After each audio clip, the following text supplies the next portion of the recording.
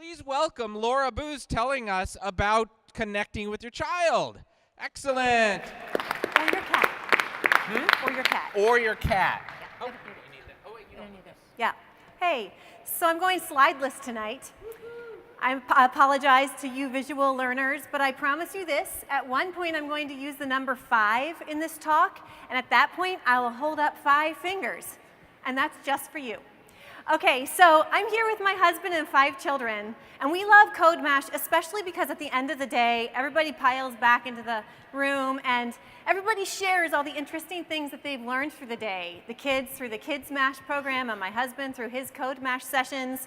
We've got ideas flying, and people asking questions, and what I've noticed over the years of coming to CodeMash is that we're developing a language as a family. CodeMash is one of those things that's helping us to connect together and to care about one another's work and ideas and questions. Family connectedness is one of the top indicators of a child's future health and happiness, of their ability to love people and to contribute to society in a meaningful way. So as a mom of 5 kids, whom I love very dearly, you can imagine I'm a fan of connecting with my kid. And I think this room is probably full of fathers and mothers and aunts and uncles and friends who care very deeply about connecting with a child. So I'm up here tonight to give you one more way that you can go home and connect with a child that you love. Here's the big idea. You are going to enjoy a Shakespeare play with your child. Why Shakespeare? Well, Shakespeare happens to have written the plays that are among the bedrocks of Western civilization, and he has shaped English language, and he has shaped almost every great literary work, from Jane Austen to, well, Star Wars.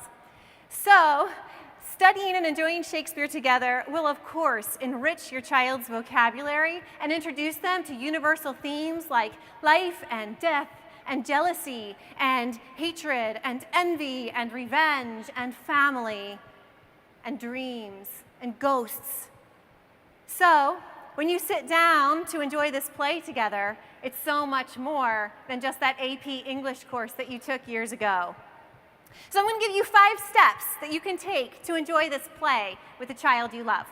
The first step is this. You're going to choose a play. You're going to get online and you're going to find out where's the next Shakespeare play in my area. The summer theater group, what are they doing? What's the local college up to? And you're going to find a Shakespeare play. Maybe it'll be A Midsummer Night's Dream. Maybe it'll be Hamlet. But that's your play. And you're going to go online and you're going to find a little passage of that play that you two can memorize together. Just a short little thing, something well known. And you're going to work on that together. So your first step is to choose your play and to choose your little passage, because once you have that little passage by heart, well, it's quite amazing how it becomes part of your language and your connection with one another and with Shakespeare. So, got your play. Next thing you're going to do is go to the library. And when you're at the library, you're going to check out 5 things. You're going to get 2 picture books.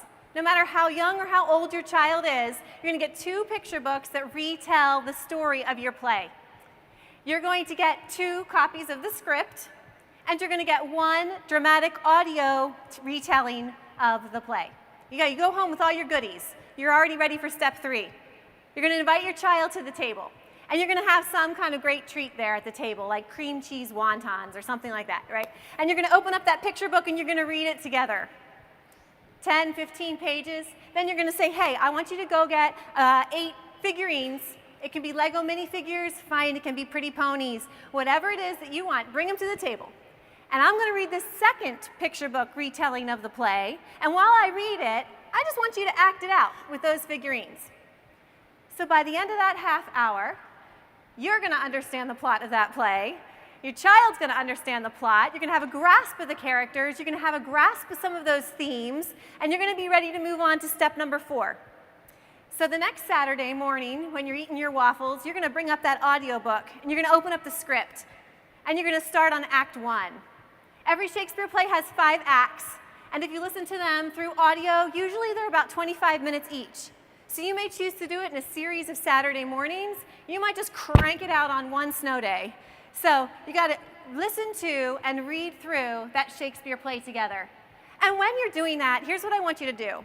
I want you to keep your eye out for something that interests you, something that makes you laugh, something that brings a tear to your eye, or something that you don't understand at all. And when you're through that act, you're going to say, hey, here's what stuck out to me. What stuck out to you?